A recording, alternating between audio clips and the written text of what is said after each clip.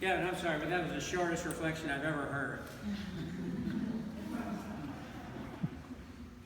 I even gave a longer one today at the assisted living facility. I went to 5 people. I'm like teasing. It's so nice to be here. And it's so nice that this evangelization committee that you've got, that you're doing this. He said, this is the first time you tried it. See how it goes. We're proclaiming the gospel, which most of you probably heard Sunday. And you probably heard homilies on this subject. But if you remember on that one, and I can recall that it was Jesus talking to Pharisees and the leaders who weeks later were going to kill him. He knew that they knew that they were talking about him, that he was talking about, they were going to kill him, the vineyard. I think they knew that, and they gave that answer as if they didn't know.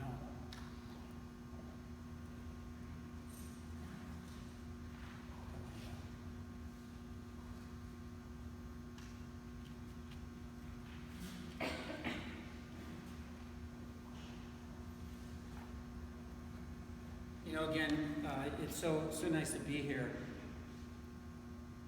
I want to go over with you my story of faith and what that meant to me. And it just seems like yesterday that I was in your shoes, young, looking forward to what life had to offer me. And it's so nice that I don't recall when I got out of college of any Catholic organization such as this. If any of you remember, there's a group, and I don't know if they're still around, the Catholic CYC, the Catholic Youth Council, and pretty much they were there for high school dances, from what I remember. So none of us belong to it. And I think as I share my story of faith with you, you'll see it's so nice that you all have that faith that comes alive when you meet together, and you can share. But in my story, it kind of grew over time, and we'll get into that. You all have this unique opportunity to network, and I hope that you take advantage of it. I want to journey through my life today in football sports terms. Most of you are just starting the second quarter of your life. Well, I'm in the fourth. I often thought about when I would get to the fourth and what I'd be doing, and here I am. But I always thought the second half of our lives would be the best. As I journey through the story of my life, I would like you to see what similarities it may have to your own and think about what might lie ahead for you as it did for me. Our faith, my faith, was the cornerstone of my life. It was very important, which I'm sure it is to many of you. And it was always the forefront of my decision making. During my career, my marriage, my family life, my ups and downs, and now in my retirement as deacon. The first half. We have 4 quarters to live our lives, and some of us may get into overtime. First quarter takes us from birth till we graduate from college, or our early 20s. Halftime is in our mid to late 40s, and the fourth quarter begins somewhere around retirement at age 65. Many of us inherited the faith of our parents, or we made our own decision of faith along the way. I would like to read a biblical verse from 1 Kings chapter 19. Then a great and powerful wind tore the mountains apart and shattered the rocks before the Lord. The Lord was not in the wind. After the wind, there was an earthquake. The Lord was not in the earthquake. After the earthquake came a fire. The Lord was not in the fire. And after the fire came a gentle whisper. How closely do we listen for that gentle whisper in our lives during the first half? Many times we are too busy getting and gaining, learning and earning. We get an education, we enter the workforce, and we begin a career. We fall in love, we get married, we start a family, we buy a house, we earn enough money to provide for our needs and wants, and we set goals and we move toward them. In the first half of our lives, many of us do not spend enough time listening to that gentle whisper as we are developing and growing in our faith. But we tend to instinctively act on it more in the second half. And that's how it was for me. My story, first half. I was the youngest of 4 brothers, with my older brother 15 years my senior. My mother was the cornerstone of our family. a strong Catholic faith, and took care of us boys. She is responsible for planting that seed of faith in me as a young child. That was so important for me in my life. She died in her half-time at age 48, when I was 9 years old. Little did I realize how this event would shape my first half. My dad traveled, and that left my brother Pat and I basically taking care of ourselves and shaping us to be very independent in our lives. After high school, my father died from leukemia at age 60. We had grown so much closer during his sickness. My second oldest brother, Bob, became a Jesuit priest and said his first Mass at my dad's bedside at the hospital.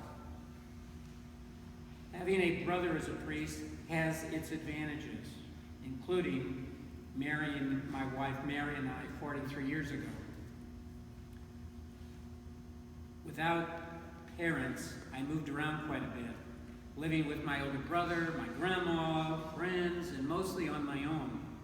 I attended the University of Missouri and graduated with a degree in business administration and accounting because that's where the money was. I sure had my priorities in order at the time.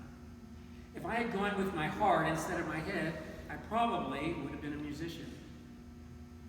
I met my wife Mary after college while I was working as an auditor for a federal government agency. I was traveling 70% of the time and realized that that was not good for married life. I joined Anheuser-Busch as an internal auditor right before I got married. It was pure luck that I came across that job, or maybe it was God's will. We lived in a small house in Ferguson, Missouri, outside St. Louis. Yes, Ferguson, that same place where all the riots took place, a couple miles from our house a few years ago, and here are the riots there recently. My oldest daughter, Kim, was born 2 years after we got married. I can hardly remember what Mary and I did during those 2 years together before kids. Savor these times before kids, as they don't last long. Then my oldest son, Mark, came along 7 years later. Early married life was full of trying to balance my faith, my family, and my career. I always put my faith first and my family second and my career third. That's how I balanced my life. I turned down several promotions that required relocation because of family. We built a new home in St. Louis with the thinking that we would be there for years to come. God had other plans for us. I was asked to relocate to Seattle, Washington as Chief Financial Officer for a cruise line owned by Anheuser-Busch. Management wanted an immediate decision, and I asked if I could call my wife and ask her. Thankfully, she said yes. You may not be as fortunate. I will never forget when I was told that I was going to be a big fish in a small pond. That gentle whisper told me it was time to move. I had a beautiful office overlooking the Space Needle, Puget Sound, and the Olympic Mountains. It was an exciting time and opportunity for me. It was a stressful time for my family. This was a turning point for my family as we learned to grow much closer without family and friends around us. While my new job took many long hours, our family managed to take short weekend trips. Seattle was a beautiful place to live. Many people we met would not even consider relocating anywhere else. Our family started a tradition of going out to dinner every Saturday night after church, a tradition we keep to this day. Be sure that you start new traditions with your family in the future. But when you think things are starting to settle down, that's when you should expect change. The cruise line was not doing well financially, and Anheuser-Busch decided to sell it after I did my first projections after I got there. I was offered a lucrative contract to stay, but knew it was time to go back to St. Louis. Was fortunate to get a controller job with an Anheuser-Busch subsidiary, the third relocation in 3 years. The job was most demanding of my career, requiring much travel and 12-hour workdays 6 days a week. Unfortunately, I experienced several personnel conflicts. After just 6 months on the job, my new boss, who was forced to hire me at the direction of Anheuser-Busch Corporate, called me into his office to tell me they had 2 months to find a new job within Anheuser-Busch. I didn't see it coming. This was a very difficult time for myself and my family. I remember going to visit a Jesuit priest at the local retreat house to discuss my situation. We usually turn to our faith in times of turmoil in our life. Within a month, I had 3 job offers within Anheuser-Busch because of my good track record. The highest paying job would have left me in St. Louis and would have had the least impact on my family. However, a gentle whisper told me to accept a lower paying job in Tampa, Florida, since it would allow more time for my family and less stress for me. I am thankful for this unfortunate event in my life, since it led to a better quality of family life and set a whole new direction in my career.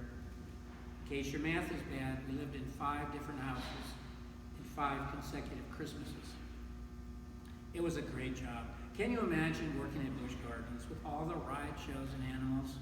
My office overlooked the elephant breeding facility. I won't go into any more details, but my visitors would always stop and gaze.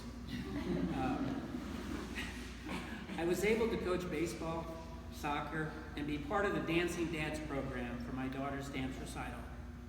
My youngest son, Michael, was born shortly after we moved to Florida again, 7 years after his older brother, Mark. Life was good. God was good. Halftime. Most of us begin halftime somewhere in our mid-40s. Millions of people in their 40s do not feel at the pinnacle of their power at the top of their game, but trapped. Trapped in a job that rarely challenges them, trapped in relationships that are stagnant, trapped in consequences of their own choices made decades before. Fortunately, this was not the case for me.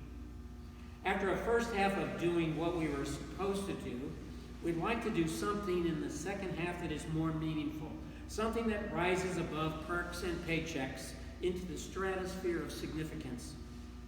Halftime is also the perfect opportunity for many of us to shift from trying to understand God to learning how to know Him a little bit better. It's a time to humbly accept the fact that you may never understand Him, but that you need to accept on faith that you are known and loved by Him. For most of your first half, you may have wanted to keep God in the center of your life, but He kept getting squeezed out. I do not consider that wrong as much as inevitable. The demands of life and the nature of youth together make it difficult to understand the biblical truth that in order to appreciate the magnitude of your individual significance, you must understand and accept how small you really are. While the first half is all about gaining, which sometimes results in loss, the second half is more about releasing and relinquishing, which usually results in strength. I'm sorry to tell you, but you do not see that clearly when you're 26 years old. At halftime, we need to reassess our lives and see where we have come from and where we are going. We need to evaluate the various tensions we've experienced in the first half: serving God versus money, love versus competition, people needs versus profit obligations, family versus work, keeping a personal perspective in the face of success, and charity versus wealth. At some point in the first half, you may find yourself stuck in the middle of these tensions. Significance need not be a 180-degree course change. Instead, you can do something retrofitting to apply your gifts to the areas of interest for you. This may be a church ministry or a hobby you haven't had time for. God has a wonderful plan for you in the second half of your life to allow you to serve Him by doing what you would like to do and what you are good at. When it comes to having a better second half than the first, it doesn't matter whether you're a millionaire CEO, a high-paid lawyer, or a teacher. What's important is that you start off by discovering the way God built you so that you can use your uniquely developed talents for Him. Second half. As I previously indicated, in the second half we begin to shift and move from success to significance. God becomes a greater focus. We begin listening to that gentle whisper that you may have previously blurred out. I choose to believe that God is that gentle whisperer who speaks quietly and deep inside of us.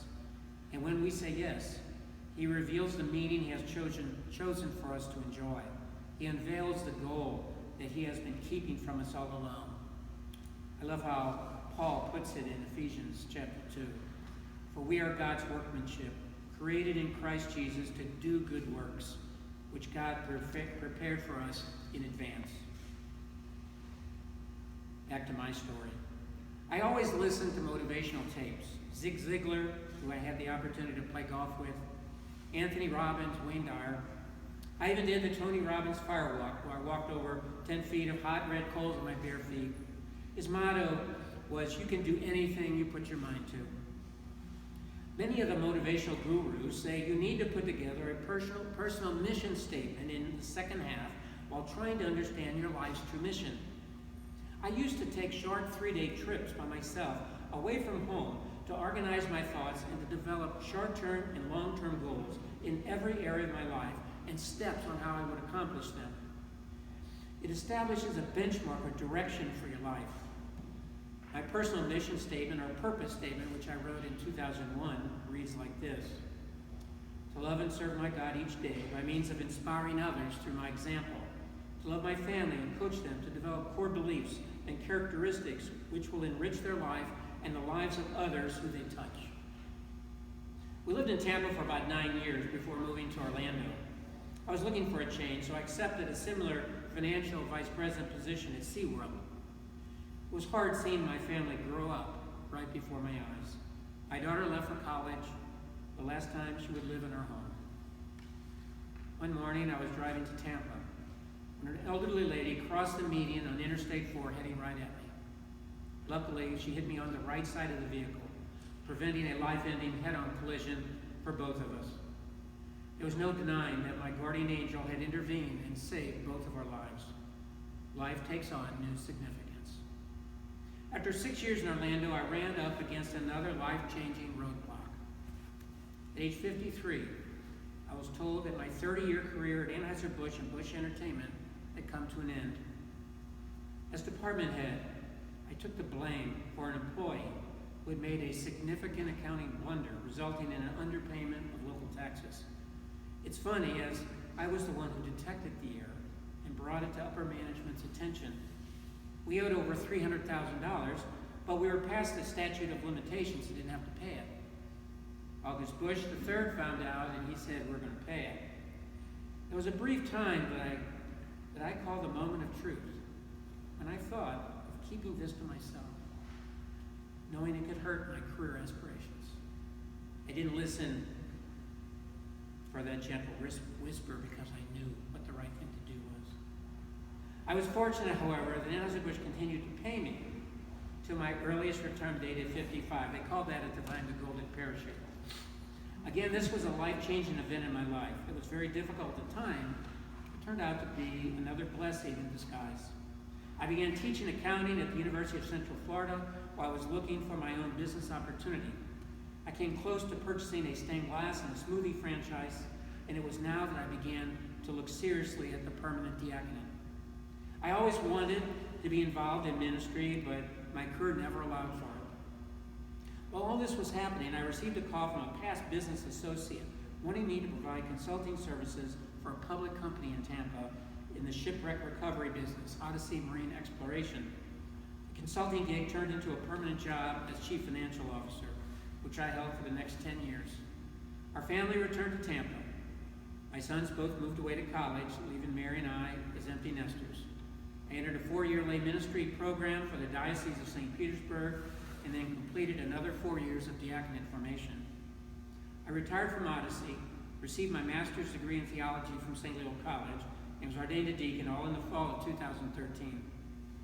My second half change from success to significance was in process. God has been so good to me in my life that I wanted to give it back to Him in service to others.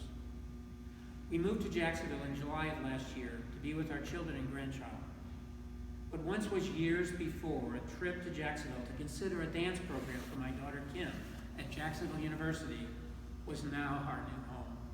It's interesting when you look back at your life, the decisions to see how it not only impacted you, but so many others in the process. God is good. I continue to listen to that gentle whisper to see what God wants for my life. I just recently attended my 50th high school reunion in St. Louis. I was thankful that I went because it stirred up some wonderful memories of my first quarter and made me realize that I couldn't have planned my life more perfectly. God has been there every step of the way. And so now I'm treasuring the fourth quarter. I'm so thankful for my beautiful wife, Mary, and my 3 wonderful children. I'm also thankful that my mom planted that mustard seed of my Catholic faith in me that has continued to grow for the greater glory of God. Thank you.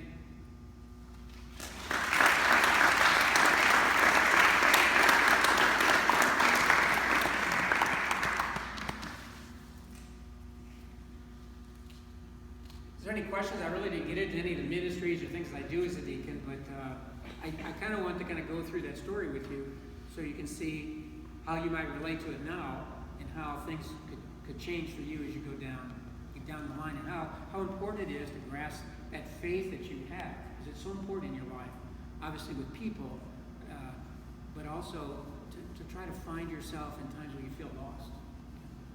Any questions? Yeah.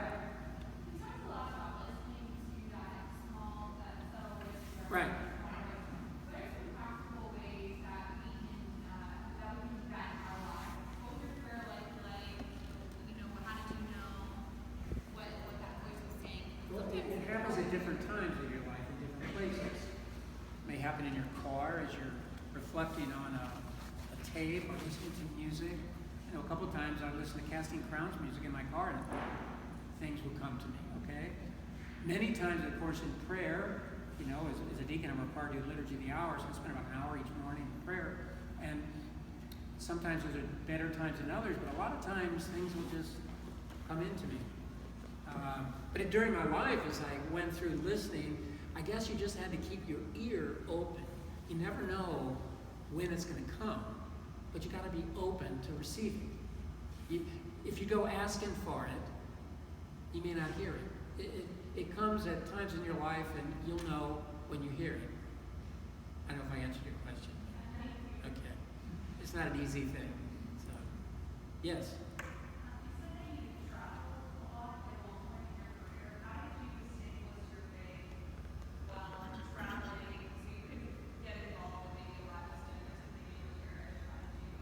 Yeah, the most I did in my parish life, I was always a lector, I was a Eucharistic minister. Those are the two big things that I was able to do when I wasn't traveling. But when I traveled, if I was out of town on the weekend, I always made sure I attended Sunday Mass. I always made sure to do that.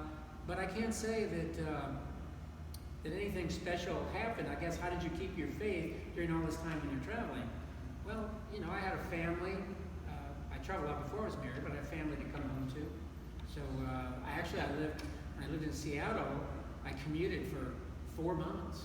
Every weekend I was taking a 3.5-hour flight from St. Louis to Seattle and coming back, and I lived in an apartment by myself. It was hard times. I didn't have my family with me. When I moved to Tampa, Florida, it was 5 months.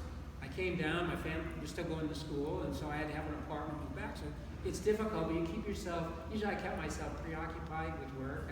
I worked a lot, worked long hours. And then, did as much as I could, but I can't say my faith life was really good when I traveled. It just, it isn't like your organization. It's just something you always keep in your mind. I can't even say when I was your age, I didn't have a prayer life to speak of. I did read, there's a daily Bible that every 365 days you get through it all. I did that a couple times, and I made a point to every morning get up and do that for 15 minutes. So that was something I did in my earlier years. I always would highlight things and things that phrases, because the Bible speaks to us, the Word of God, and it's just so many times you never know when it just hits you in the heart. It's funny how that works. Yes.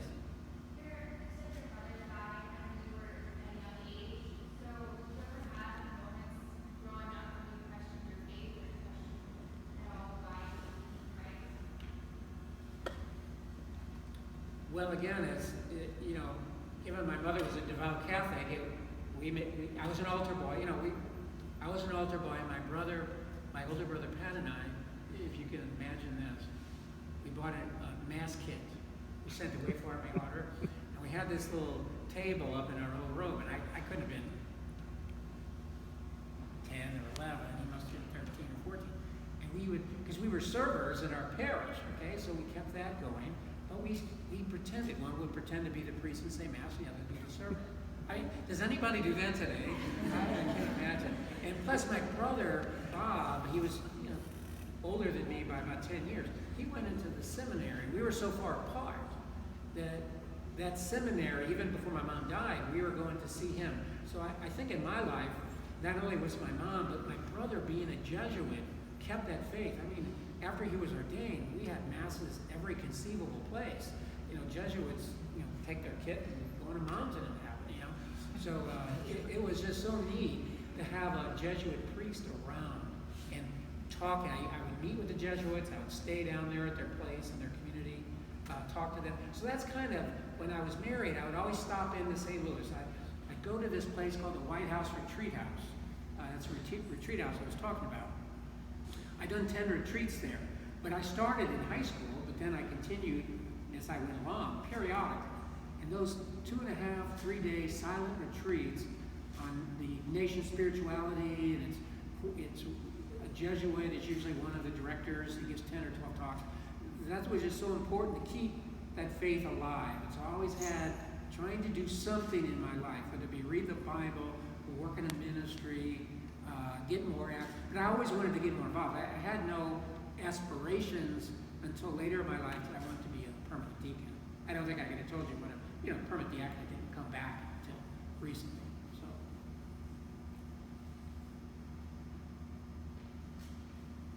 At what point in your life did you feel that call to become a deacon? And then how did that kind of take place? I know you kind of touched on it. Yeah, it was after, I'm trying to remember, it was after when I was in Orlando. And I went to see, I think I was still working, I think, but I was going to be leaving there. And I thought, now maybe this is a perfect opportunity for me to look at the diaconate. So I started to, again, I've been thinking about getting more involved. In these long-term goals I'm telling you about, I always had a spiritual goals, never was to become a deacon. That's always something I was aspiring toward. And so I just had this feeling as I got older that, God has been so good to me that how can I give back? I'm not going to be the guy that plays golf every day and takes my money and goes buys a big house when I retire. I wanted to do something to give back. And so that was always in the back of my mind. And so when I looked at the diaconate in Orlando, it was a 4-year program, but then I got this job in Tampa, moved over. So I called the diaconate office, and they had a different program. I said, I'm interested in getting into your diaconate. I knew nothing about what they were doing. And they said, oh, well, you just don't do that. You've got this 4-year lay ministry program. He said, but the good news is it starts this month. So I signed up for it, and at 4 years, it's for leaders that develop leaders in the church. We have one here in St. Petersburg. I forget the official name of it, but I know people at our church that are involved in it. And when they get out, they're usually involved in leading ministries in their parish. That's one way. Men obviously have that choice to go into the diaconate. Now, in St. Petersburg, Diocese of Russia, it's no longer required. So in here, it's not required either. So, but it was something that was when I was. So it seemed like it took me long to be a deacon and a priest. I could have been a priest soon. Although my Jesuit brother, it took him 13 years to be a priest. How many of you all are engaged in ministries in your parish? I was surprised to meet a lot of people from Holy Family here. So there's a number of Holy Family people. I wasn't initially assigned to Holy Family. It's kind of funny how I wound up there. They assigned me to St. Joseph's Parish. And the weekend I was supposed to start there and we do all the masses, I got a call. I actually didn't get a call. I heard from someone else that, oh, you better call them. You're not really going here. What? I called, yeah, the bishop, when he had to sign that official letter, you got to have your faculty's letter so you can do baptisms and things. He said he changed his mind. He'd like you to go somewhere else. So they wanted me to go to Lady Star of the Sea. I said, that's 45 minutes from me. That's not going to be real practical. No, he said, I'll talk to the bishop. They got back. How Holy Family had one deacon. That's the reason I went there, because they only had one. And many parishes now have several deacons. So and it's been great. It's only 25 minutes from my house. There's a great Father Tim Kusick is a great guy there. Kind of lives by the letter of the law, but a good guy. And with Deacon Doug Nolan is really good. He's been there for years. So even though I've been a deacon now 4 years, it just was a class in In St. Petersburg, 8 more deacons were ordained, the second ordination class since mine. Every 2 years is their program in St. Petersburg. Here, they don't have a schedule. It's whenever the bishop decides. It may go 5, 6 years before they start another formation. But there was every 2 years, so there was just a fellow from my church. He was just assigned to the church I came from. So it's interesting how, it just seems like I was ordained yesterday. So, but I've been involved. I get to talk about some of the ministries I've been involved in. I'm just so blessed in hospice, Pinellas Hope, jails, hospitals. In your formation, you have internships every year. You've got to do a lot on your own. You got to go out and figure out how to get involved in that ministry. And when I came here, of course, what are you going to do here? You kind of groove into it. Sometimes the pastor tells you, and other times you give in. Well, I had started in a ministry at St. Joseph's, even though I had wasn't there formally yet. And so when I got assigned to Holy Family, I had to get permission to continue the ministry. So I'm in a ministry here, a prayer ministry, a healing ministry. It's a deliverance ministry called Unbound. It's just so wonderful. I'm just so blessed in my career. I'm not. I don't miss. My wife works all the time, so we don't travel too much because she's still working as a teacher. So, but I keep myself busy. I like to work out. Don't mess up with my 2 hours in the morning workout, okay? Like they wanted me to do the 9 o'clock mass at Holy Family Saturday at school, children's school. I said, I'll check my schedule. Okay, I can do it. But Monsignor Logan, if you know Monsignor Logan, they don't like for him to say masses by himself. So, I appreciate it. Thank you very much.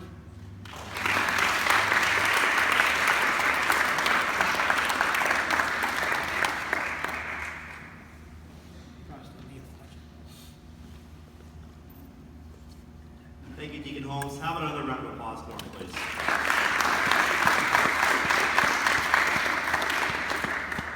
He made a lot of good points, and one thing that sticks out to me is always listening, as Christine said, to that whisper. You never know if it's going to be while you're in your car, while you're in the shower, while you're working out. Just always be open to that whisper. So we appreciate that insight and everything you do in the diocese now. A couple of housekeeping items and announcements. We'd love all of you to join us next Wednesday, October 8th.